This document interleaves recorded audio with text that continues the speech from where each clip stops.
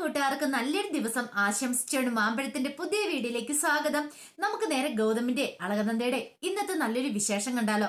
അങ്ങനെ ക്ഷേത്രത്തില് പരസ്പരം മാലയൊക്കെ അണിഞ്ഞതിന് ശേഷം പ്രാർത്ഥിക്കാൻ പറഞ്ഞു കഴിഞ്ഞപ്പോ നേരെ അർജുൻ ഗൗതമിന്റെ അരിയിലേക്ക് ചെല്ലുവാണ്. അരിയിലേക്ക് ചെന്നിട്ട് പറഞ്ഞു, അതെ, എന്നോട് ക്ഷമിക്കണം ഗൗതമേട്ട, ഞാൻ കുറച്ചു നാള് ഗൗതമേട്ടനെ തെറ്റിദ്ധരിച്ചു പോയി.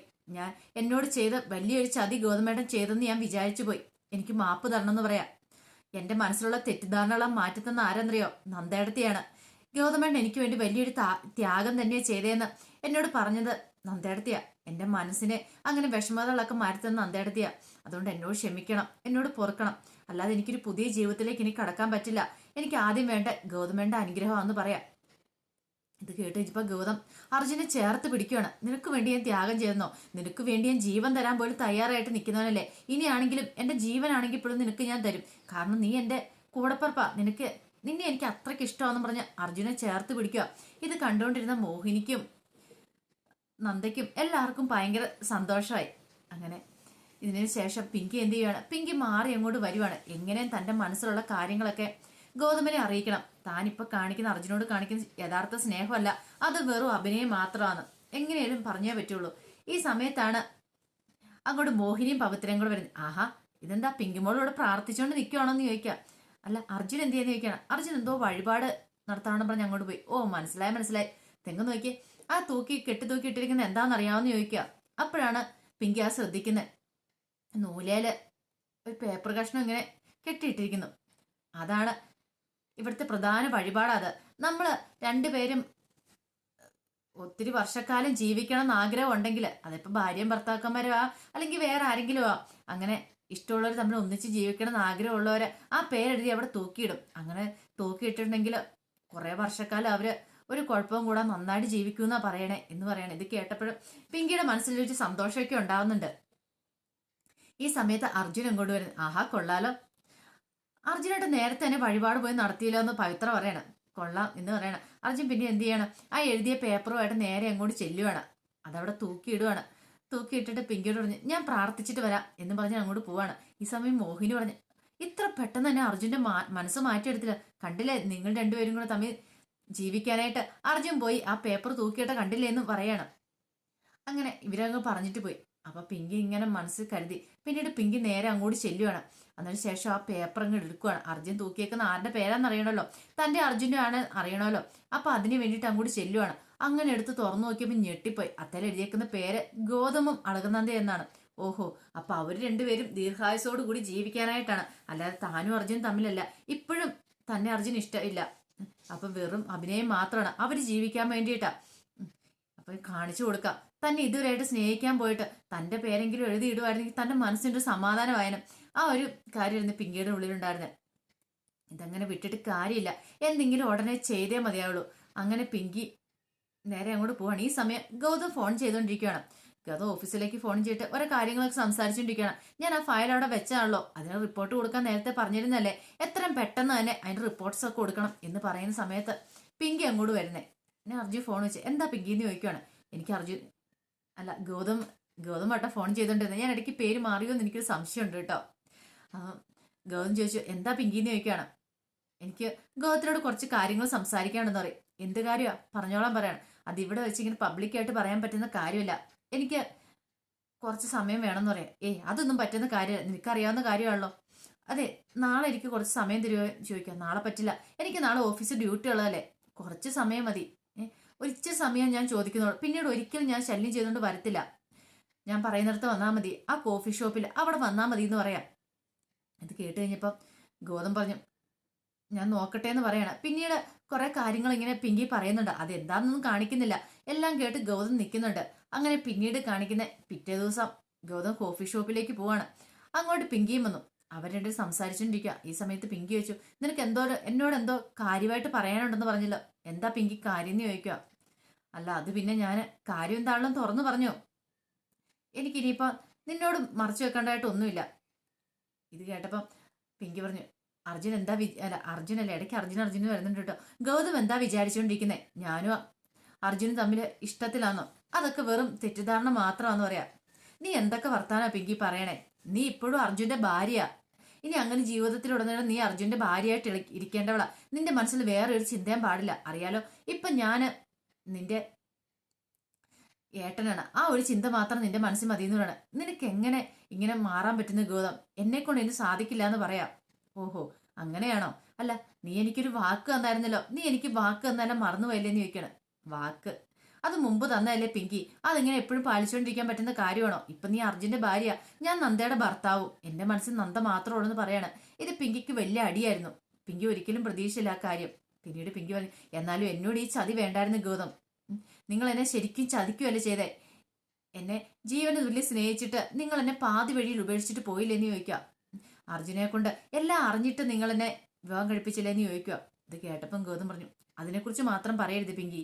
ഒരു പക്ഷേങ്കില് നിനക്ക് വേണമെങ്കിൽ തീരുമാനങ്ങൾ എടുക്കായിരുന്നു. നിനക്ക് കുറച്ചു കാലം എന്നെ കാത്തിരുന്നാൽ എന്തായിരുന്നു കുഴപ്പം? ഇത് കേട്ട് കഴിഞ്ഞപ്പോ പിങ്കിയിൽ ആകെപ്പോയി ഞെട്ടുണ്ടായി. പിങ്കി പറഞ്ഞു, ഇപ്പൊ എന്നെയാണോ കുറ്റപ്പെടുത്തുന്നതെന്ന് ചോദിക്കുക. പിന്നല്ലാതെ എല്ലാ കുറ്റങ്ങളും എന്റെ തലയെ മാത്രം കെട്ടിവെച്ചിട്ട് കാര്യമുണ്ടോ നീ? ഇപ്പൊ തന്നെ കണ്ടില്ലേ, അർജുൻ തിരിച്ചു വന്നു. നിങ്ങൾ രണ്ടും ഒരുമിച്ച് ജീവിക്കണമെന്നാ. ഇത് കേട്ടോ പിങ്കി പറഞ്ഞു, അതെന്റെ ഒരു വിധി. അർജുൻ തിരിച്ചു വന്നേന്ന് പറയണം. അങ്ങനെ വിധിയെ പറയരുത്. അങ്ങനെ വിധിയെ പറയാനാണെങ്കിൽ ഇപ്പൊ നമ്മൾ രണ്ടുപേരും തമ്മിലാകുന്ന ഒരു വിധി തന്നെയാ. അതിന് നീ ഓർത്ത് നോക്കി. നിനക്ക് വേണം എന്നെ കാത്തിരിക്കായിരുന്നു. നീ എന്തുകൊണ്ട് കാത്തിരുന്നില്ല? എന്നെ കാണാതെ വന്നു കഴിഞ്ഞപ്പം നീ അർജുനുമായിട്ടുള്ള വിവാഹത്തിന് സമ്മതിക്കുമല്ലേ ചെയ്തേന്ന് ചോദിക്കാണ്. പെട്ടെന്ന് പിങ്കിയിലൊരു ഞെട്ടനുണ്ടായി. പിങ്കി പറഞ്ഞു, അത് ഞാൻ പിന്നെ ഞാൻ ഗൗതത്തിനെ അന്വേഷിച്ച് കണ്ടെത്തിയില്ല. ഒരു ഫോൺ നമ്പർ എങ്കിലും കിട്ടുമായിരുന്നെങ്കിൽ ഞാൻ ആശിച്ചു പോയിട്ടുണ്ട്. പക്ഷെ കുറെ കഴിഞ്ഞ് കഴിഞ്ഞപ്പോൾ ഫോൺ നമ്പർ പോലും ഇല്ലാതെ വന്നപ്പോൾ എനിക്ക് മനസ്സിലായി ഈ കാത്തിരിപ്പ് വെറുതെയാണ്. എൻ്റെ അച്ഛൻ്റെ അമ്മയുടെ നിർബന്ധത്തിന് വഴങ്ങിയാണ് ഞാൻ ഈ വിവാഹത്തിന് സമ്മതിച്ചു തന്നെ. അപ്പൊ അങ്ങനെയാണല്ലോ. അതാണ് ഞാൻ വിധിയെന്ന് പറഞ്ഞത്. നിനക്ക് വേണേ കാത്തിരിക്കായിരുന്നു. അത് നീ ചെയ്തില്ല. പിന്നെ കുറ്റമല്ല എന്റെ തലയിലേക്ക് കെട്ടി വെക്കാനും നോക്കണ്ട. ദേട്ടാ, പിങ്കിക്ക് വല്ലാത്ത സങ്കടമായി. പിങ്കി പറഞ്ഞു, ഇങ്ങനെയൊന്നും പറയരുത് ഗൗതം. നീ എനിക്ക് വാക്ക് തന്നല്ലേ. ഒരു പക്ഷേങ്കില് നിന്റെ വീട്ടിലേക്കാ വരുന്നത് ഞാൻ അറിഞ്ഞില്ലായിരുന്നു. അങ്ങനെ അറിയുമായിരുന്നെങ്കിൽ ഒരു കാരണവശാലും ഞാൻ ഈ വിവാഹത്തിന് സമ്മതിക്കില്ലായിരുന്നു പറയാം. പെട്ടെന്ന് ഗൗതം പറഞ്ഞു, അതെ, നീ ഒരു കാര്യം മാത്രം വിചാരിച്ചാൽ മതി. ഇപ്പൊ എന്റെ വീട്ടിലേക്കല്ല, വേറൊരു വീട്ടിലേക്കാണ് നീ കെട്ടിപ്പോകുന്നെങ്കിലോ? നീ അവരുടെ ഭർത്താവായിട്ട് അല്ല ഭാര്യയായിട്ട് സുഖമായിട്ട് ജീവിക്കില്ലേ? ഇപ്പൊ എന്റെ വീട്ടിലേക്ക് വന്നുകൊണ്ട് മാത്രമല്ല നീ ഇങ്ങനെ ജീവിക്കുന്നേ, അല്ലാതെ വേറൊന്നും കൊണ്ടല്ലോ എന്ന് പറയാണ്. എന്നെ മാത്രം വിചാരിച്ച് ജീവിക്കുന്നേ. ഇത് കേട്ടതും പിങ്കി പറഞ്ഞു, ഇനിയിപ്പം ഗൗതം എന്തൊക്കെ പറഞ്ഞാലും ശരി, എനിക്ക് ഗൗതം മനസ്സിൽ നിന്നും ആയില്ല. എന്റെ മനസ്സ് ഗൗതം തന്നെയാന്ന് പറയണേ. ഇത് കേട്ടതും ഗൗതം പറഞ്ഞു, നീ ഇനിയിപ്പോ എന്തൊക്കെ പറഞ്ഞാലും ശരി, നന്ദ എന്റെ മനസ്സിൽ നിന്ന് മാറില്ല. കാരണം ഞാൻ അവളെ വിവാഹം കഴിച്ചാണ്. അവൾ എന്റെ ഭാര്യയാണ്. എല്ലാ അർത്ഥത്തിലും ഞാൻ അവളുടെ ഭർത്താവാന്ന് പറയണം. ഓഹോ, അപ്പൊ എന്നോട് വലിയ ചതിയല്ലേ ചെയ്തേന്ന് ചോദിക്കാണ്. ചതിയോ? ഞാൻ ആരെയും ചതിച്ചിട്ടൊന്നുമില്ല പിങ്കി. ഇനിയെങ്കിൽ നീ സത്യം മനസ്സിലാക്കണം. നിന്റെ ഭർത്താവ് അർജുന, നിങ്ങൾ രണ്ടുപേരും ഒരുമിച്ച് ജീവിക്കണം. ഇനിയിപ്പോ ആരൊക്കെ എന്തൊക്കെ പറഞ്ഞാലും നന്ദി ഒരിക്കലും എന്റെ മനസ്സിൽ നിന്ന് മായാൻ പോകുന്നില്ല. ഓഹോ, അപ്പൊ ഇതാണല്ലേ നിങ്ങളുടെ മനസ്സിൽ. ഇപ്പൊ ഇത്രയും കാലം നിങ്ങൾ എന്നെ ശരിക്കും വഞ്ചിക്കുവല്ലേ? ഇത്രയും കാലം നിങ്ങൾക്ക് വേണ്ടി കാത്തിരുന്ന ഞാൻ വെറും വിഡ്ഢി. ഞാൻ കാത്തിരിക്കാൻ നിന്നോട് പറഞ്ഞോ പിങ്കി? നീ അല്ലേ സ്വയമേ തീരുമാനം എടുത്തേ? എന്തിനാ ഇങ്ങനെ വെറുതെ മനുഷ്യനെ ശിക്ഷിക്കുന്നേ? അർജുന് ഏറെ പ്രതീക്ഷയോടുകൂടിയാണ് കടന്നു വന്നിരിക്കുന്നത്. പ്രതീക്ഷ പോലും അങ്ങനെ പ്രതീക്ഷയോടുകൂടെ ജീവിതത്തിലേക്ക് വന്ന ഉടനെ ഡിവോഴ്സിന് വേണ്ടിയിട്ട് ആവശ്യപ്പെടുകയാണ് ചെയ്യുന്നത്. അതിപ്പം അർജുനെ പറഞ്ഞിട്ട് കാര്യമില്ല. നമ്മൾ രണ്ടും അതിനെ കാരണക്കാര്.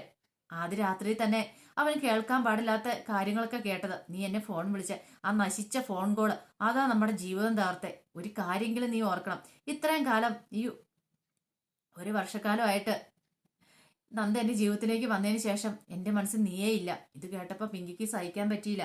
നീ ഒരു കാര്യം ചെയ്യ, നീ ആയിട്ട് അർജുന്റെ ജീവിതത്തിലേക്ക് കടന്നു എന്ന ഞാനല്ല. ഇതെല്ലാം ഒരു വിധിയാന്ന് കണക്ക് കൂട്ടിക്കൊണ്ട് വിധിയെ ശപിക്കാതെ നീ അർജുനുമായിട്ട് നല്ലൊരു ജീവിതം നയിക്കാൻ നോക്ക്. എനിക്ക് നന്ദയെ ഉപേക്ഷിച്ച് ഒരിക്കലും നിന്നെ ഇനി സ്വീകരിക്കാൻ പറ്റില്ലെന്ന് പറയാം. ഇത് കേട്ടതും പിങ്കി അവിടെ ഇരുന്ന് പൊട്ടി പൊട്ടി കരയാണ്. അപ്പം കോഫി ഷോപ്പാണ്, ആൾക്കാരൊക്കെ ശ്രദ്ധിക്കുന്നുണ്ട്. പെട്ടെന്ന് നന്ദ പിങ്കിയോടെ ഗൗതം പറഞ്ഞു, അതെ, നീ കരയില്ലേ പിങ്കി, നീ കരയാൻ സമാധാനിക്ക്. ഇങ്ങനെ ആൾക്കാരൊക്കെ ശ്രദ്ധിക്കുന്നുണ്ടെന്ന് പറയാണ്. പക്ഷെ പിങ്കി അതൊന്നും കേൾക്കാനായിട്ട് കൂട്ടാക്കുന്നുണ്ടായിരുന്നില്ല. ഈ സമയം ഗൗതം എന്ത് പതുക്കെ ആ കയ്യിലേക്ക് പിടിച്ചിട്ട് പറഞ്ഞു, നീ സമാധാനിച്ചിരിക്കുക. ഞാൻ പറഞ്ഞല്ലോ, നീ സമാധാനത്തോടെ ചിന്തിക്കുക. അർജുനുമായിട്ട് നല്ലൊരു ജീവിതം അവൻ എത്രയോ ആഗ്രഹിക്കുന്നുണ്ടെന്നറിയോ. നിന്നോടൊപ്പം ഒരു ജീവിതം അത് നിനക്ക് കൊടുക്കാൻ സാധിക്കണം. അല്ലാതെ നീ വേറുള്ളവരുടെ ജീവിതം നശിപ്പിക്കാനല്ല ഇനി ശ്രമിക്കേണ്ടത്. നീ സ്വന്തമായിട്ട് ജീവിതം ജീവിക്കുക എന്ന് പറഞ്ഞിങ്ങനെ ആശ്വസിപ്പിക്കുന്ന സമയത്താണ് നന്ദയും നന്ദയുടെ ഫ്രണ്ട്സും ഭയങ്കര സന്തോഷത്തോടു കൂടി ആ കോഫി ഷോപ്പിലേക്ക് വരുന്നത്. അങ്ങനെ ആ ഡോറൊക്കെ തുറന്ന് അകത്തേക്ക് കയറി വരുന്ന നന്ദ കാണുന്ന കാഴ്ച പിങ്കിയുടെ കയ്യെ പിടിച്ച് ആശ്വസിപ്പിച്ചുകൊണ്ടിരിക്കുന്ന ഗൗതമിനെയാണ്. പിങ്കി ഇങ്ങനെ കരഞ്ഞുകൊണ്ടിരിക്കുന്നു, ഗൗതമ കയ്യെ പിടിച്ചുകൊണ്ടിരിക്കുന്നു. ഈ കാഴ്ച കണ്ടതും നന്ദ ഒരു നിമിഷം സ്റ്റക്കായി. പെട്ടെന്ന് പിങ്കിയും ഗൗതം കൂടെ നന്ദേനെ കണ്ടു. ഗൗതം പെട്ടെന്ന് എഴുന്നേറ്റ് എന്നിട്ട് നന്ദേന്ന് പറഞ്ഞ് വിളിച്ചപ്പോൾ നന്ദ പറഞ്ഞു ഓക്കെ ഓക്കെ ആയിക്കോ, ഒരു ഡിസ്റ്റർബൻസ് ആയില്ലേ, ഞാൻ അങ്ങോട്ട് പോയിക്കോളാന്ന് പറയണ. പെട്ടെന്ന് ഗൗതം നന്ദ അവിടെ നിൽക്കാൻ പറയണേ. കുഴപ്പമില്ല സാർ, നിങ്ങൾ നിന്നോന്ന് പറയണം. അപ്പം വാ നമുക്ക് പോകാന്ന് നന്ദ ഫ്രണ്ട്സിനോട് പറയാണ്. പെട്ടെന്ന് ഫ്രണ്ട്സ് അതെന്താ ഇവിടെ ഇവിടെ എന്താ കുഴപ്പമില്ലേ? ഇവിടുത്തെ കോഫി കൊള്ളത്തില്ല, അത്ര ശരിയൊന്നുമല്ല, നമുക്ക് വാ നമുക്ക് വേറെ എവിടെയെങ്കിലും പോകാമെന്ന് പറഞ്ഞിട്ട് അങ്ങ് പോവാണ്. ഈ ഒരു കാഴ്ച മാത്രം മതിയായിരുന്നു പിങ്കിയുടെ മനസ്സിന് സന്തോഷമേകാനായിട്ട്. അങ്ങനെ ആദ്യത്തെ പണി ഗൗതത്തിന് കിട്ടിക്കഴിഞ്ഞു. ഇനി നന്ദ നോക്കിക്കോളെന്ന് പിങ്കി മനസ്സിൽ കരുതുകയാണ്. പിന്നീട് വൈകുന്നേരം നന്ദ മുറിയിൽ ഇങ്ങനെ അസ്വസ്ഥപ്പെട്ടിരിക്കുകയാണ്. നന്ദ ഒരു കയ്യിൽ ടെസ്റ്റൊക്കെ പിടിച്ചിട്ടുണ്ട്. ഈ സമയം ഗൗതം അങ്ങോട്ട് കടന്നു വരുവാണ്. ഗൗതം വന്നിട്ട് പറഞ്ഞു നീ എന്താ നന്ദ ഇങ്ങനെ ഇരിക്കണേ? പിന്നെ ഞാൻ ഇങ്ങനെ ഇരിക്കാതെ? എല്ലാവരുടെയും മുന്നില് നമ്മൾ രണ്ടും ഭാര്യ ഭർത്താക്കന്മാരെ, പക്ഷെങ്കിൽ നിങ്ങൾ കാണിക്കുന്ന പരിപാടിയോ എന്ന് ഗൗതമിനോട് ചോദിക്കുക. നന്ദ പ്ലീസ്, ഞാൻ പറഞ്ഞല്ലോ നീ തെറ്റിദ്ധരിച്ചിരിക്കുക ഞങ്ങൾ രണ്ടേ. ഇതിൽ കൂടുതൽ എന്താ? അർജുൻ ഇപ്പൊ തിരിച്ചു വന്നു. അർജുൻ തിരിച്ചു വന്നപ്പോൾ ഞാൻ കരുതി അവരുടെ നല്ലൊരു ജീവൻ ജീവിക്കും, നമ്മുടെ പ്രശ്നങ്ങളെല്ലാം മാറിയെന്ന്. ഇപ്പൊ എനിക്കൊരു കാര്യം മനസ്സിലായി, അർജുൻ തിരിച്ചു വന്നാലും നമ്മുടെ പ്രശ്നങ്ങളൊന്നും മാറാൻ പോകുന്നില്ല. നിങ്ങൾക്ക് എങ്ങനെ ഇതിന് സാധിക്കുന്ന ഗൗതത്തിനോട് ചോദിക്കുക. ഗൗതം പറഞ്ഞു നന്ദ നീ ഉദ്ദേശിക്കുന്ന പോലെ ഒന്ന് കാര്യങ്ങള്. പിന്നെ അതെ ഒരു കാര്യം നീ എനിക്ക് ഒരു ഉപകാരം ചെയ്തതാണ്. എന്ത് ഉപകാരം? അർജുനോട് ഒരു കാരണവശാലും നീ പറഞ്ഞു കൊടുക്കരുത്. ഞാനും പിങ്കി ആ കോഫി ഷോപ്പിൽ വെച്ച് സംസാരിച്ച കാര്യങ്ങൾ, അവിടെ കണ്ട കാര്യങ്ങളൊന്നും. ഓഹോ, അപ്പൊ അതാണ് നിനക്ക് പ്രശ്നമല്ലേ? നിങ്ങൾ ചെയ്തേനല്ല കുഴപ്പം. അത് മാത്രമല്ല അർജുന്റെ മനസ്സ് വേദനിക്കരുത്. അപ്പൊ എന്റെ മനസ്സോ? എനിക്കൊരു വേദനയില്ലേ? ഞാൻ ഈ കാണുന്നതൊക്കെ കണ്ടിരുന്ന് അടിക്കണോ? ഇങ്ങനെ ചോദിക്കണം. അത് ഞാൻ എന്താ നിന്നോട് പറയണ്ടേ? ഞാൻ എന്തൊക്കെ പറഞ്ഞാലും നീ വിശ്വസിക്കാൻ പോകുന്നില്ല. എനിക്ക് മനസ്സിലായി നിങ്ങൾ എന്നെ വഞ്ചിച്ചുകൊണ്ടിരിക്കുവാന്ന്. പാവം അർജുൻ ഇതൊന്നും അറിയത്തില്ലാതെ. അതെ ഇപ്പൊ എനിക്കൊരു കാര്യം മനസ്സിലായി, കുറച്ചാളെ കഴിയുമ്പോൾ ഞാൻ ഈ വീട്ടിൽ നിന്ന് ഇറങ്ങണം. ഇനിയിപ്പം നാളെ ഇറങ്ങണോ എന്ന് പറഞ്ഞാൽ മതി, ഞാൻ ഈ വീട്ടിൽ നിന്ന് ഇറങ്ങിക്കോളാന്ന് പറയാം. പെട്ടെന്ന് ഗൗതം പറഞ്ഞു നീ അല്ല ഈ വീട്ടിൽ നിന്ന് ഇറങ്ങേണ്ട ആള്, ഞാനാന്ന് പറയാണ്. ഗൗതം സാറല്ല ഇറങ്ങണ്ടേ, ഗൗതം സാറാ ഈ വീടിന്റെ ആള്, ഞാനാരാ? വെറും ഒരു വെറുതെക്കാരി, ഒരു നമ്മൾ തമ്മിൽ എന്ത് ബന്ധമുള്ളത്, അതുകൊണ്ട് ഞാൻ തന്നെ ഇറങ്ങിക്കോളാന്ന് പറയാണ്. ഇതും പറഞ്ഞിട്ട് നന്ദ എന്ത് ചെയ്യുവാണ്, അവിടെ കിടന്ന ബെഡ്ഷീറ്റ് വലിച്ചിങ്ങെടുത്തു. പിന്നീട് തലവണയും കൂടെ എടുത്തിട്ട് നിലത്തേക്ക് ഇട്ടിട്ട് അങ്ങോട്ട് കയറി കിടക്കുവാണ്. നന്ദ നീ ഇവിടെ കയറി കിടക്കാൻ പറയണേ. വേണ്ട, അവിടെയുള്ള പൊറുതിയൊക്കെ ഞാൻ അവസാനിപ്പിച്ചു, അല്ലെങ്കിൽ ഞാൻ ഇനി അവരെ എന്തിനു കയറി കിടക്കണം, എനിക്ക് അവിടെ കിടക്കാൻ താല്പര്യമില്ലെന്ന് പറഞ്ഞിട്ട് അവിടെ കിടക്കുവാണ്. അങ്ങനെ നന്ദ രാവിലെ ഒരു ചുമ കേട്ടോണ്ട് എഴുന്നേക്കുന്നേ. നോക്കിക്കഴിഞ്ഞപ്പം ഗൗതമ ചുമയ്ക്കുന്നേ. ചുമ കേട്ടപ്പം നന്ദയ്ക്ക് സംശയം, ദൈവമേ ഇത് പനി വരാനുള്ള ചുമയാണല്ലോ, പനിയുടെ ലക്ഷണങ്ങളാണല്ലോ എന്ന്. മെഡിക്കൽ സ്റ്റുഡന്റ് അല്ലേ, പെട്ടെന്ന് കാര്യങ്ങളൊക്കെ മനസ്സിലാവുമല്ലോ.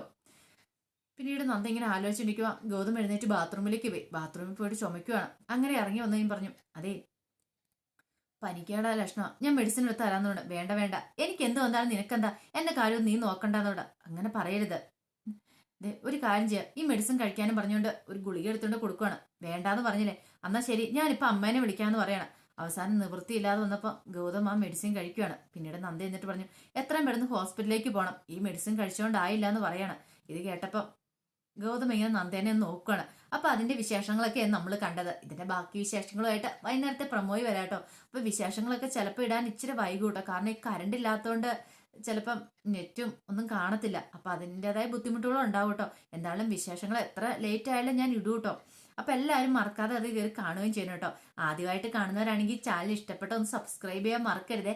അതോടൊപ്പം തന്നെ കണ്ടുകൊണ്ടിരിക്കുന്ന എല്ലാവരുടെ സപ്പോർട്ടിലേക്കും തുടർന്നും പ്രതീക്ഷിച്ചുകൊണ്ട് എല്ലാവർക്കും ഒരിക്കൽ കൂടി നല്ലൊരു ദിവസം ആശംസിച്ചുകൊണ്ട് നിർത്തുന്നു. നന്ദി.